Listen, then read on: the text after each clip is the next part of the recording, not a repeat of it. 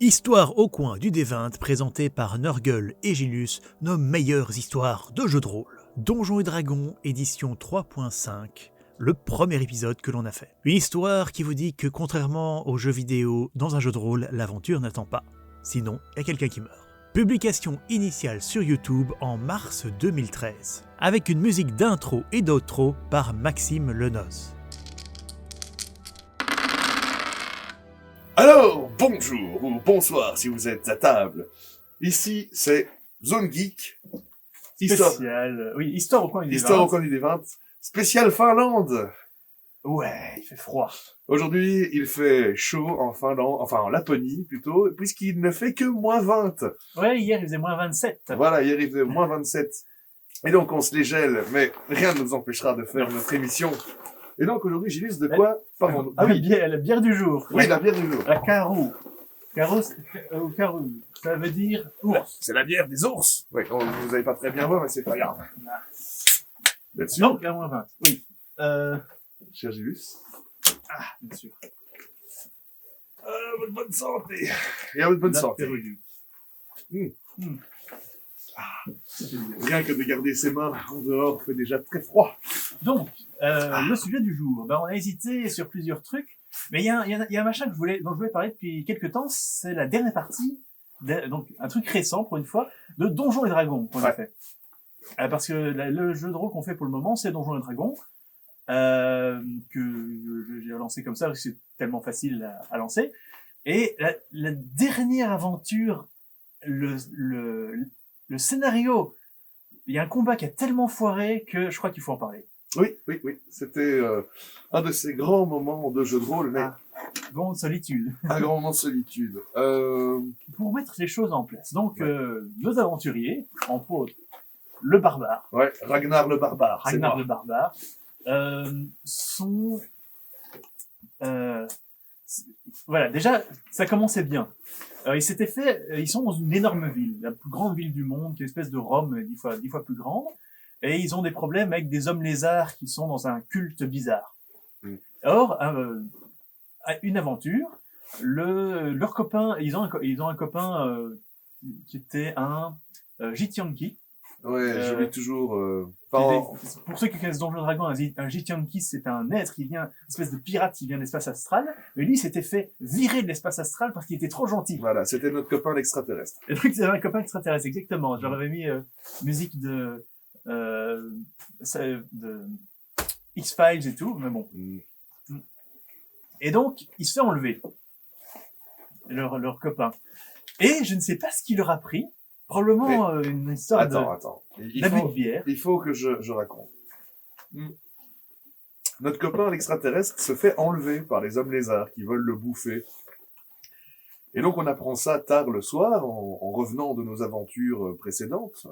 J'avais déjà dû combattre un cube gélatineux dans une fosse pour faire plaisir à la guilde des voleurs. Et là-dessus, on se rend compte qu'il a été kidnappé. On avait prévu d'aller au pute avec le magicien elfe. Oui, bien donc, sûr. On n'allait pas bouleverser tout notre planning pour ça. On aime bien l'extraterrestre, mais voilà. Et donc, on a été au pute et on... Et donc, ils ont été au pute. Et ils ont été se saouler. Voilà. Et donc, moi, mon aventure, c'est très simple. J'avais prévu qu'ils aillent sauver leur copain. Mais on l'a pas fait. C'est pas un jeu vidéo. Dans un jeu vidéo, l'aventure t'attend toujours. Ici, c'est un jeu de rôle. Moi, je peux changer le scénario. Et donc, ce qui fait que ils ont été le sauver ils vont pour le sauver le lendemain matin. Moi, je me suis dit, ok, il y a de bonnes chances qu'il soit mort d'ici là. Ouais. Et je lance un dé pour voir un petit peu qu'est-ce qui lui est arrivé. J'ai fait une petite table. Je fais un 1 sur mon D10. Il est mort. Je le sais à l'avance. Ça, eux, ils le savent pas. Ouais. Et donc, ils vont pour le sauver. Leur ami extraterrestre, Zell, qui s'appelle. Zell. Qui était tout le temps sous, pardon. Tout le monde est toujours sous. Et donc, ils savent où ils doivent attaquer. Ils savent où leur copain est capturé. Parce que nous sommes des brillants enquêteurs. Ouais, certes. Et donc, qu'est-ce qu'ils font? Le voleur, joué par notre ami finlandais, qui est nous sommes en Finlande. On salue, même s'il est dans la pièce juste à côté. Voilà, exactement. Nico, si tu nous regardes. Et donc, le voleur s'approche subrepticement de la porte. Il arrive à la crocheter aisément et il voit à l'intérieur des hommes lézards en train de bouffer. À ce moment-là, ils ne savent pas, mais le reste de leurs copains. Oui, il savait aussi que la grande méchante de l'histoire, c'est une femme avec des pouvoirs psychiques. Voilà. Une psioniste d'assez haut niveau par rapport au leur. Vous étiez tous niveau 3-4, elle était niveau 5. Et donc, le voleur ouvre la porte, il voit quelques hommes lézards, il tire une flèche bien précise qui ne tue pas tout à fait un homme lézard, mais qui le blesse bien. Là-dessus, voilà ce qui se passe. Ordre d'initiative, nous avons le ranger, qui est un petit hobbit, pas mauvais, mais pas spécialement fort. C'est un hobbit ranger niveau Surtout un 3. amoureux de la nature. Voilà. Qui dit, ok, je rentre dans la pièce. Et il s'attend à ce que les autres suivent. Le problème, c'est que il y avait un gros berserk comme lézard au niveau, qui arrive, qui te fout devant la porte. Mais c'est là que les Et cases... c'est là que les choses Ouais. se passent. Les cases d'action dans Donjons et Dragons sont très très chiantes, parce que s'il y a un monstre en travers de la porte, il faut le tuer ou le pousser pour pouvoir rentrer. Et là, j'ai fait, je pense, les pires jets de dés que j'ai jamais fait, parce que donc, gros barbare, hein, musclé. Je dis, bon, je vais pousser cette espèce de saloperie et frayer un passage. J'essaye de faire une première fois, échec critique, je tombe par terre comme une merde.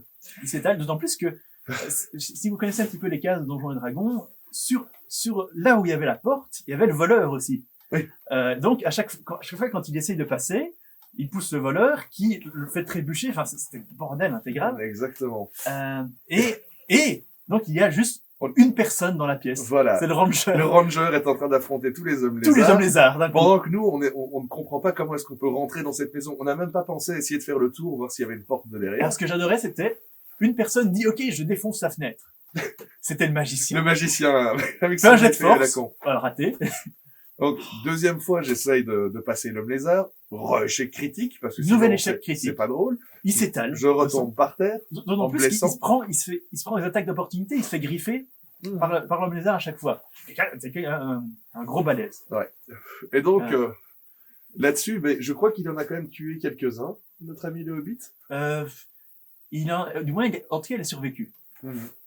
Il a survécu. Ce qui, hélas, ne fut pas le cas de notre voleur. Parce que, là-dessus, dans une pièce un petit peu derrière, la psioniste pointe son nez. Et il utilise le sort Rappel d'agonie. Qui fait que des anciennes blessures sur toi se réouvrent. Et ça fait 4d6 points de dégâts. Je rentre dans les détails, mais c'est important parce que notre ami le voleur n'avait que 10 points de vie en tout. C'est son maximum. Ouais. 4d6, ça fait beaucoup quand on a 10 points de vie. Et donc, là-dessus, je lance les dés. Je fais 23. Sur un maximum de 24. Il avait droit à un jet de volonté, raté. Il se retrouve à moins 13. Il est mort. Il est mort. Ça, c'est le 4e tour de jeu. Et donc, le combat se passe plus ou moins bien. À un moment, on arrive à rentrer dans la pièce, à buter les hommes lézards. Heureusement, le magicien a un coup chanceux avec son sort de sommeil. Ouais. Et le gros homme lézard bien puissant s'endort et le hobbit l'égorge. À fond. Et donc là-dessus, ce que nous ne savions pas, c'est que la prêtresse du groupe, que je salue au passage, même si elle est dans la pièce d'à côté, était envoûtée par la méchante psioniste. Elle était déjà charmée par la psioniste qu'elle avait rencontrée avant. Et donc, quand il s'agit d'aller attaquer la psioniste, la prêtresse se met devant nous en disant « Mais non, vous allez pas tuer ma copine, on est tous des copains ici. » Et elle balance des sorts de soins sur la psioniste. Et elle balance des sorts de soins sur notre ennemi. Ce qui n'est pas très très bien. Là-dessus, je me dis, bon, il est temps de terminer cette mascarade. Ragnar le barbare et sa hache à 2 mains vont faire leur travail. Et Julius me dit, stop. Elle te lance un sort, tu fais un jet de volonté. Je suis peut-être très fort et très puissant, mais je n'ai pas beaucoup de volonté. Et donc, je me retourne en disant à mes camarades, mais oui, c'est vrai, ici on est tous des copains, si vous essayez d'emmerder la nana, donc, oui, je vais vous buter. Alors là, à son tour. Tout le groupe se dit, ouf, le guerrier et la prêtresse du groupe sont envoûtés, ça ne va pas le faire, ça ne va pas le faire. Donc là, c'est un petit peu, c'est déjà le bordel. 2 personnes sont envoûtées, une est morte, et il restait le magicien elfe et la barde. Et la barde, oui. Et la barde. Et le ranger.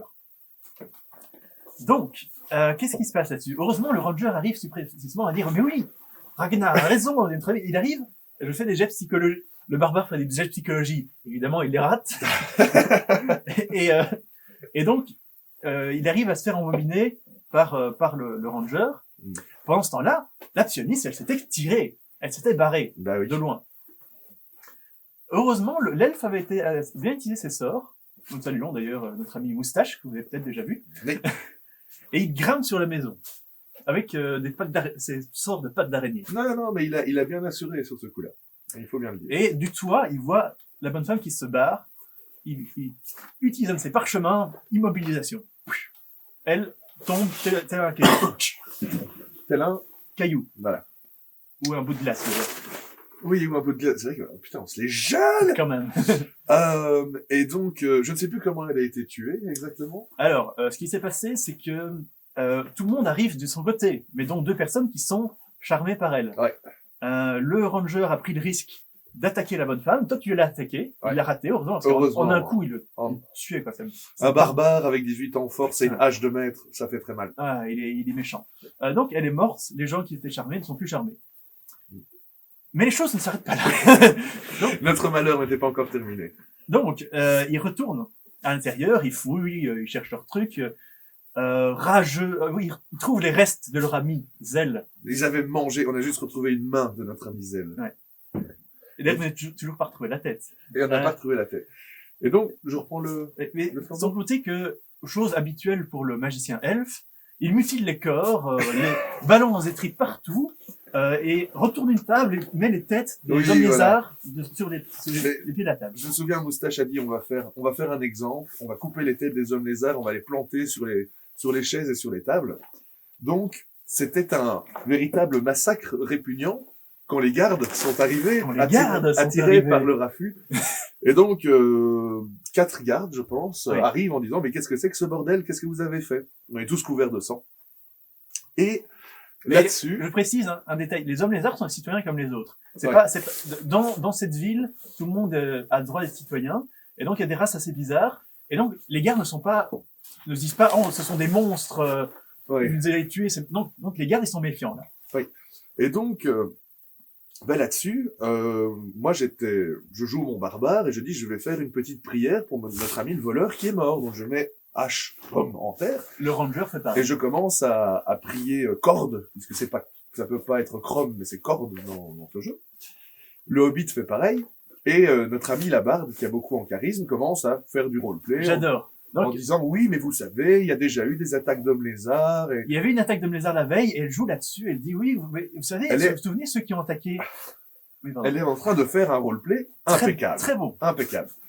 Et là-dessus, le maître de jeu, notre bon Gilus, dit bon ben les gardes ils en ont marre de vous voir prier, ils vous attrapent et ils vous font vous D'ailleurs, relever. J'attrape physiquement le joueur, je dis force à se relever. Habituellement quand je joue mon barbare, j'ai toujours une épée en mousse de live en main et je ne sais pas ce qui s'est passé, ça devait être l'alcool ou en gros à ce moment-là je prends mon épée en mousse, je frappe sur le maître de jeu, je dis je tue le garde, enfin je lui coupe les bras. Et donc là grand silence autour de la table. Mon frère me regarde en disant quoi? C'est moi. Et puis, oui, c'est lui. Et donc, tu fais ton jet d'attaque. J'ai fait une attaque merveilleuse. J'ai coupé les 2 bras du garde qui a fini en faisant avec du sang qui giclait partout. Et là, on s'est tous regardés. On a essayé de tuer tous les gardes parce qu'il fallait pas de témoins, évidemment. Il y en a un qui Et on en a s'enfuit. loupé un qui s'est enfoui. Et donc maintenant, on a les hommes lézards au cul, l'espèce de culte panette qu'on poursuit, et les gardes sur le dos. Donc on ne sait pas trop où aller. Si vous avez des bons conseils pour les aventuriers qui sont dans ce genre de merde, n'hésitez pas à nous le dire. Et donc voilà, c'était une scène intéressante, Ouais. où rien ne s'est passé tel que j'avais prévu. Voilà. Mais voilà, c'était juste une petite histoire de Donjons et Dragons. On fait pas, ici on fait pas on ne raconte pas l'histoire de Donjons et Dragons comme d'habitude on le fait pour les jeux de rôle. Mais c'était une anecdote qui méritait le coup. Voilà. Et là-dessus, je pense qu'on va aller se réchauffer. Ouais, il fait Et froid. on vous dit à la prochaine. Bye bye bye bye. Après, c'était bien de mettre des chapeaux. Bonne idée.